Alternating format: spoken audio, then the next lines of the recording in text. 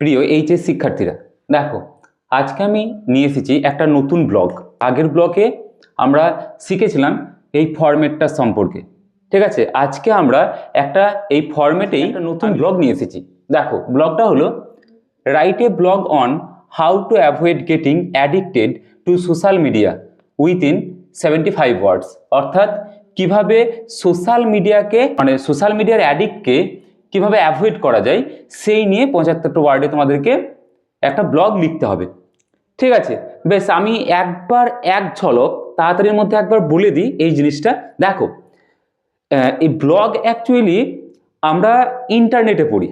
ঠিক আছে, তার মানে আমরা যখন কোনো কম্পিউটার অর্থাৎ ডেস্কটপে যখন ব্লগের পেজগুলো খুলি, মানে ব্লগ পড়ার জন্য যখন ওয়েবসাইটগুলো খুলি, তখন এইরকম একটা ইন্টারফেস দেখি। ঠিক আছে, দেখো আমি একবার বলে দিচ্ছি যে কিভাবে এই ইন্টারফেসটা তোমরা তৈরি করবে। অর্থাৎ এটা হলো ফরম্যাট। তোমরা কি করবে, প্রথমে পরীক্ষাতে যে পেজ থাকবে এক্সামে, সেই পেজে তোমরা প্রথমে এরকম একটা চারকোনা বক্স করবে। ঠিক আছে, ওপর দিকে দুটো ঘর করলে, বাঁ দিকে একটা ঘর করলে, আর নিচে একটা ঘর করলে। ওপর দিকের ঘরে ম্যাক্সিমাইজ, মিনিমাইজ আর ক্লোজ এই তিনটে বাটন দেবে। বাঁ দিকের এই ঘরটাতে কি দেবে না, এই ঘরটাতে যেই বিষয়ে তোমরা ব্লগ লিখলে সেই হেডিংটা দেবে। ঠিক আছে, আর এইখানে এরকম দুটো তীর দেবে। এইখানে লিখবে www.abc.com/homepage। বাঁ দিকের ঘরে আর্কাইভ, রিপোর্ট, অ্যাবিউজ, আর নিচে কপিরাইটের চিহ্নটা দেবে। তারপর লিখবে all rides reserve to the Bloggers only, privacy policy. ঠিক আছে, এইটা হলো তোমাদের ফরম্যাট। দেখো বলে রাখি, তোমাদের প্রত্যেকটা ব্লগের ক্ষেত্রেই কিন্তু এই ফরম্যাটটা করতে হবে। ঠিক আছে, আর ব্লগ যেই বিষয়ের উপর ব্লগ লিখতে বলবে সেইটা কিন্তু এই মিডিল পোর্শনে লেখা হবে। ঠিক আছে, এটা দেখবে আমি আগের একটা ব্লগ লিখিয়েছি, বেনিফিটস অফ মর্নিং ওয়াক, সেইখানে আমি ডিটেলসে বলেছি।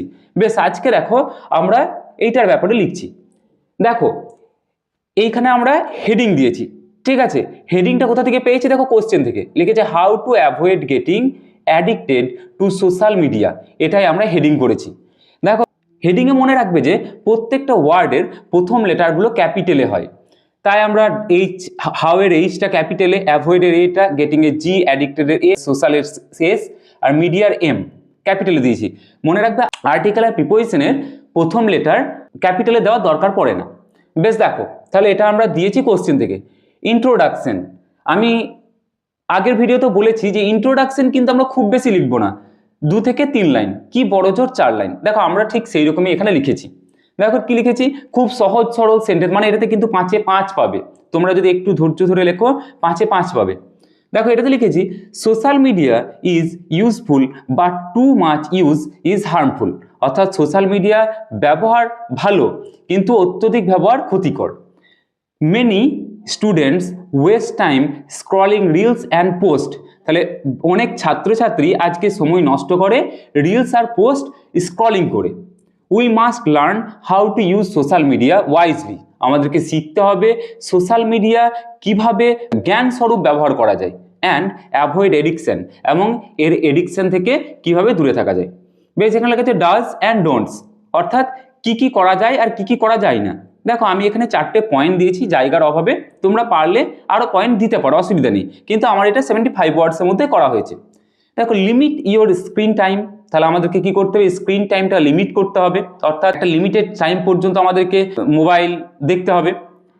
Take part in outdoor game, আমাদেরকে আউটডোর গেম অর্থাৎ বাইরে যেসব খেলা রয়েছে সেই খেলাতে একটু মনোনিবেশ করতে হবে। ঠিক আছে, মানে আমরা যে আজকে মোবাইলে, কম্পিউটারে এই যে অত্যধিক আমরা গেমে আসক্ত হয়ে পড়েছি, সোশ্যাল মিডিয়ায় রিলস আসক্ত হয়ে পড়েছি, এটার থেকে দূরে থাকার জন্য আমাদেরকে বাইরে কিছু গেমের প্রতি ইন্টারেস্ট আনতে হবে।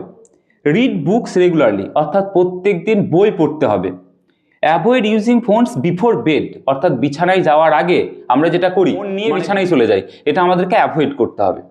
ঠিক আছে, বেশ, এইবার আমরা দেখেছি যে একটা কনক্লুশন লিখতে হয়। কনক্লুশনে কি লিখেছি দেখো, use social media for learning not for wasting time. অর্থাৎ সোশ্যাল মিডিয়া ব্যবহার করো পড়াশোনার জন্য, শেখার জন্য, টাইম নষ্ট করার জন্য নয়। বেশ, তারপর আমরা জানি যে কল টু অ্যাকশন লিখতে হয়। দেখো কল টু অ্যাকশন বা বলেছি এখানে CTA, এটাও লিখতে পারো।